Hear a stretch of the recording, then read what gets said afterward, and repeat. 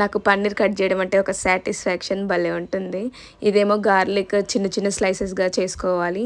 కొంచెం వాటర్ వేసి ఆ పాలకూర మొత్తం ఇలాగా ఉడకబెట్టుకోవాలి గైస్, పచ్చి వాసన పోయే వరకు. ఇలా వేడి నీళ్ళల్లో పన్నీర్ వేసి కాగబెడుతున్నాం.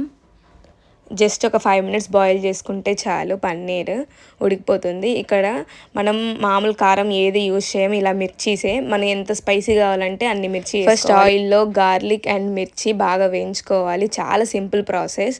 అండ్ ఉడకబెట్టుకున్న పాలక్ని మొత్తం ఇలాగ మిక్సీ కొట్టుకోవాలన్నమాట మెత్తగా.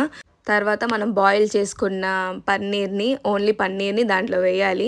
పన్నీర్ వాటర్ అయితే వేయొద్దు, ఉడకపెట్టుకున్నది.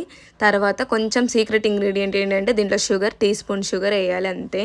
తర్వాత వాటర్ మనకు కావాల్సినంత, పైన మనం కావాలంటే క్యాష్యూస్ వేయించుకొని వేసుకోవచ్చు. చాలా బాగుంటుంది టేస్ట్, సేమ్ రెస్టారెంట్ టేస్ట్ లానే అనిపిస్తుంది మనకు. ఖచ్చితంగా ట్రై చేయండి.